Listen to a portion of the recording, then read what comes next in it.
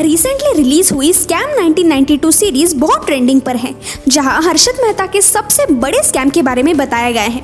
पर क्या आपको पता है, इंडिया में ऐसे और भी बड़े बड़े स्कैम्स हुए हैं।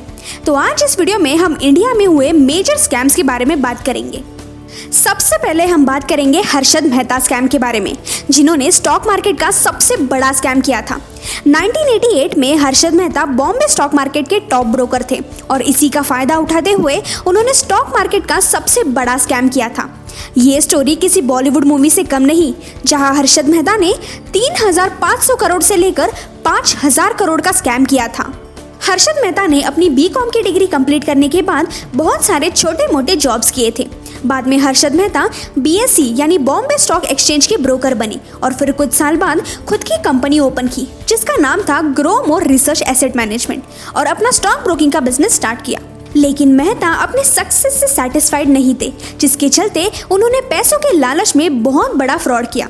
हर्षद मेहता ने बैंकिंग सिस्टम में बहुत सारे लूप होल्स बनाना चालू किया। उस वक्त रिजर्व बैंक ऑफ इंडिया ने कुछ ऐसे रूल्स बनाए थे जहां सारे बैंक्स को हफ्ते के आखिर में कुछ गवर्नमेंट बॉन्ड्स देने पड़ते थे और ये काम ब्रोकर्स के थ्रू किया जाता था।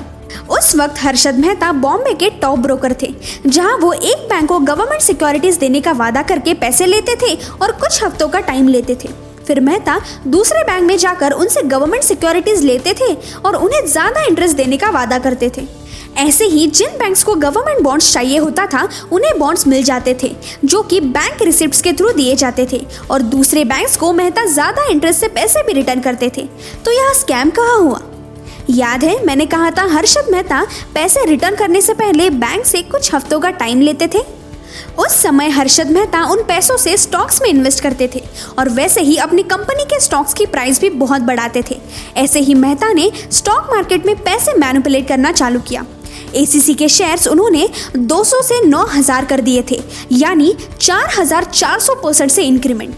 ऐसे ही और भी स्टॉक्स जैसे रिलायंस, स्टरलाइट कॉपर, अपोलो और टाटा स्टील के भी शेयर्स उन्होंने बहुत ज़्यादा बढ़ा दिए थे।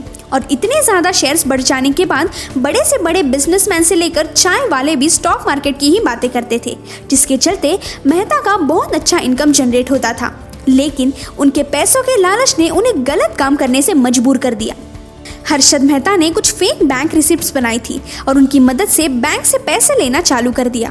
फिर बैंक से लिए पैसों से मेहता फिर से स्टॉक मार्केट में पैसे लगाते थे और कुछ महीनों के लिए ये साइकिल ऐसे ही चलता रहा।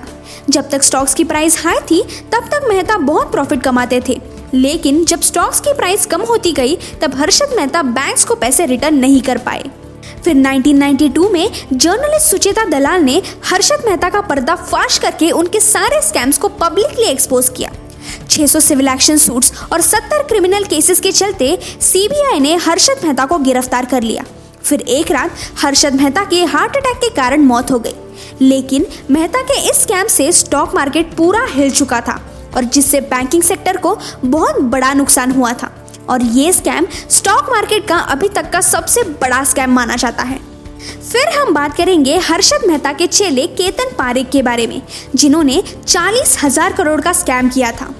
केतन पारेख मुंबई के गुजराती फैमिली से बिलोंग करते थे और उनका फैमिली बैकग्राउंड पूरा ब्रोकरिंग बिजनेस में था, जिसकी वजह से स्टॉक ब्रोकिंग उनके खून में ही था, ऐसे हम कह सकते हैं। अपना खुद का फैमिली बिजनेस होते हुए भी केतन पारेख हर्षद मेहता की कंपनी ग्रो मोर इन्वेस्टमेंट्स में काम करने लगे ताकि उनसे स्टॉक मार्केट का काम अच्छी तरह से सीख सके। फिर 1992 में हर्षद मेहता के बहुत सारे स्कैम सामने आए, लेकिन उनमें केतन पारेख का नाम कभी नहीं आया। पर 2001 में स्टॉक मार्केट क्रैश होने के बाद केतन पारेख का स्कैम भी एक्सपोज हो गया था। चलो तो देखते हैं ये स्कैम उन्होंने कैसे किया।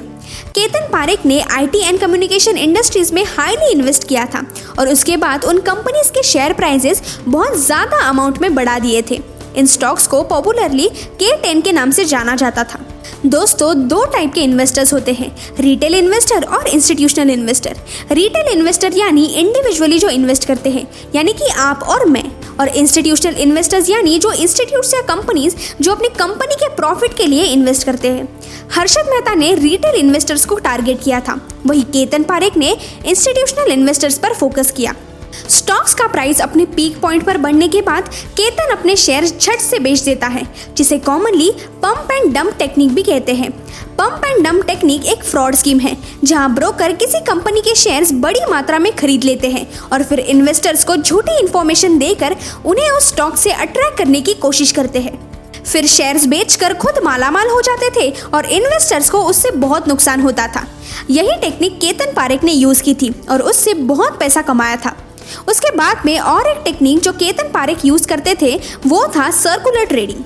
सर्कुलर ट्रेडिंग यानी कुछ ब्रोकर्स आपस में ही शेयर्स बाय एंड सेल करते हैं, जिसकी वजह से उन स्टॉक्स की ट्रेडिंग वैल्यू बड़ी मात्रा में बढ़ जाती है और फिर ट्रेडिंग वैल्यू इंक्रीज होते ही दूसरे इन्वेस्टर्स का भी उन स्टॉक्स पर इंटरेस्ट बढ़ता है।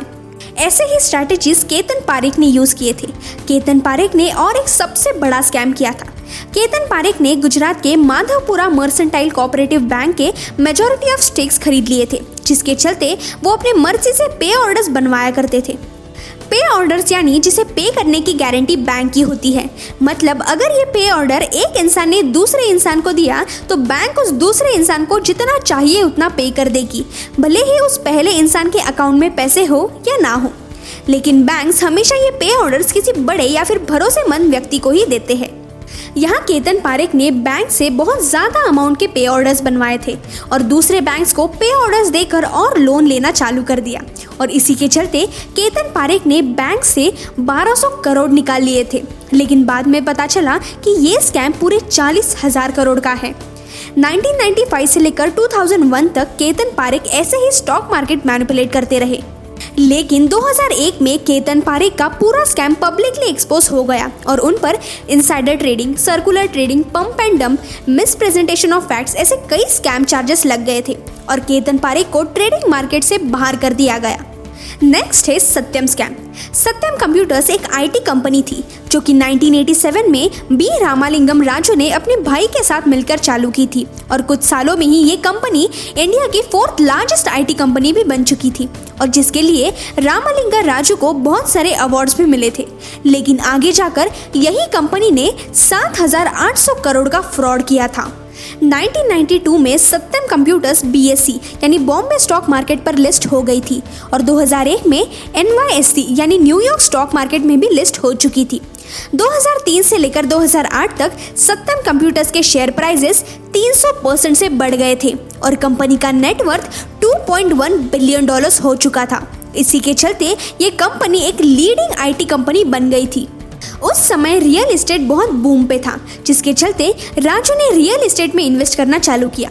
राजू अलग अलग सिटीज में बहुत सारे प्रॉपर्टीज खरीदने लगे और फिर पैसे खत्म हो जाने पर अपनी कंपनी सत्यम कंप्यूटर्स में ज्यादा प्रॉफिट दिखाकर स्टॉक्स मैनिपुलेट करते थे और बाद में कुछ शेयर्स गिरवी रखकर बैंक से पैसे लिया करते थे। उन पैसों से राजू अपने फैमिली, फ्रेंड्स, यहाँ तक कि घर के नौकरों के नाम पर भी प्रॉपर्टीज खरीद लेते थे। ऐसे ही वो अपने दूसरे कंपनीज मेटस इंफ्रास्ट्रक्चर और मेटस प्रॉपर्टीज का इस्तेमाल करके प्रॉपर्टीज में इन्वेस्ट करते थे। सत्यम कंप्यूटर्स में उन्होंने बहुत बड़ा स्कैम किया, जहां उन्होंने फेक फाइनेंशियल स्टेटमेंट्स बनाई जिसकी अमाउंट फिगर एक्चुअल फिगर से काफ़ी ज़्यादा थी। 2008 में रियल एस्टेट का मार्केट डाउन में चला गया था, जिसकी वजह से राजू मुश्किल में आ गए। लेकिन इस मुश्किल से निकलने के लिए उन्होंने और एक प्लान बनाया, जहां ये दिखाया गया था कि मेटस इंफ्रास्ट्रक्चर और मेटस प्रॉपर्टीज सत्यम कंपनी के मेजॉरिटी ऑफ स्टेक्स होल्ड करती है, लेकिन यहाँ कोई भी कैश ट्रांजैक्शन नहीं हुआ था। इस डिसीजन के बाद सत्यम कंप्यूटर्स के शेयर प्राइसेस बहुत डाउन हो गए थे और ये कंपनी बहुत लॉस में जा रही थी। फिर 2009 में राजू ने सेबी जाकर खुद अपने स्कैम्स के बारे में कन्फेस किया, जिसके चलते राजू को उनके भाई और कंपनी के कुछ लोगों के साथ जेल में डाला गया। सीबीआई को यह भी पता चल गया था कि राजू फॉरेन कंट्रीज में मनी लॉन्ड्रिंग करता था। राजू के ऊपर कई क्राइम चार्जेस लग चुके थे, जैसे इनसाइडर ट्रेडिंग, मनी लॉन्ड्रिंग और अकाउंटिंग फ्रॉड। ये सब होने के बाद सत्यम कंपनी को निफ्टी और सेंसेक्स से भी निकाला गया था, लेकिन गवर्नमेंट ने इस कंपनी को बचाने के लिए नए डायरेक्टर्स अपॉइंट किए और जल्द ही टेक महिंद्रा ने सत्यम कंप्यूटर्स के मेजॉरिटी ऑफ स्टेक्स लेकर उसे खरीद लिया और आज ये कंपनी टेक महिंद्रा में मर्ज हो चुकी है। आगे हम बात करेंगे ललित मोदी के बारे में। हाँ, वही ललित मोदी जिन्होंने IPL के आइडिया को इंडिया में लाया और उसे एग्जीक्यूट भी किया।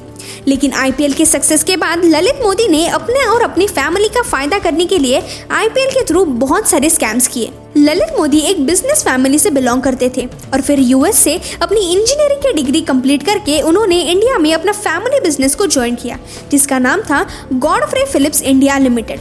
ये कंपनी एक टोबैको कंपनी है जो कि अलग अलग सिगारेट्स और पान मसाला बनाती है। फिर आगे जाकर ललित मोदी ने खुद का बिजनेस चालू करने का सोचा और 1992 में उन्होंने मोदी एंटरटेनमेंट नेटवर्क ये कंपनी स्टार्ट की, जहां वो कई इंटरनेशनल चैनल्स के साथ टाई अप करके इंडिया में उन चैनल्स के डिस्ट्रीब्यूशन का काम किया करते थे।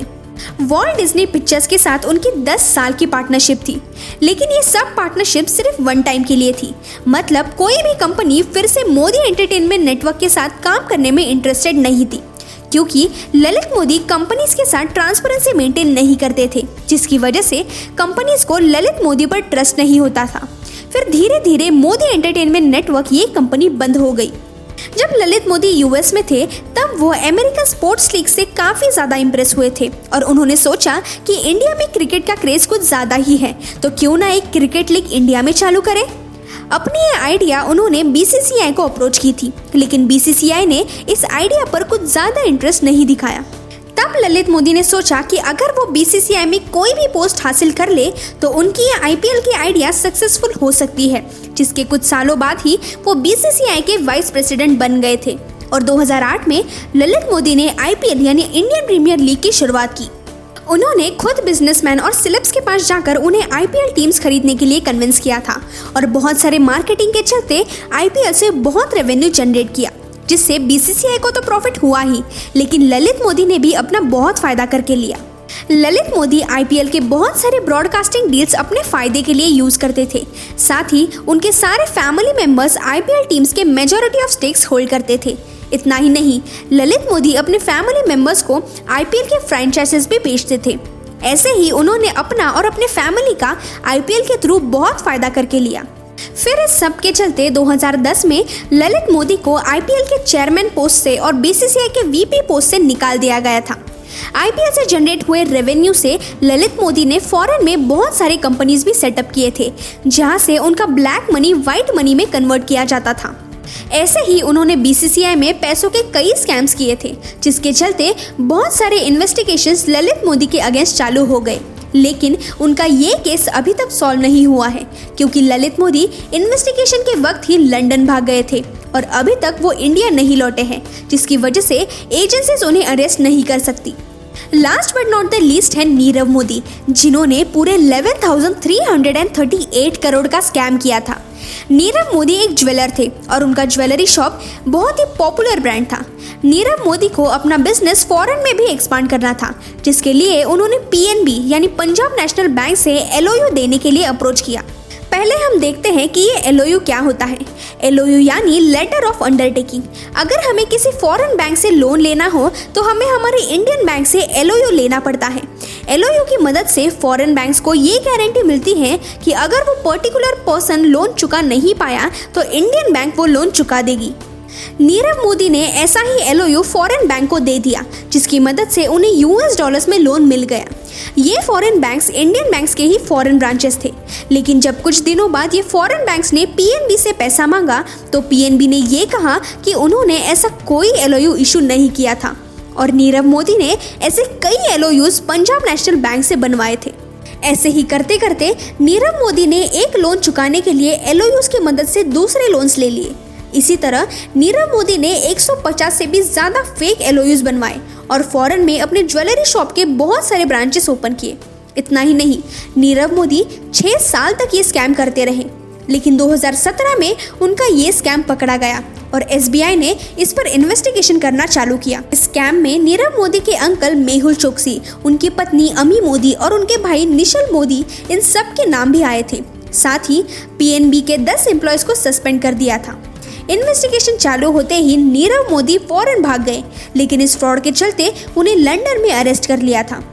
आपको ये वीडियो कैसा लगा ये कमेंट्स में ज़रूर बताना। तो मिलते हैं अगले वीडियो में। Till then bye bye.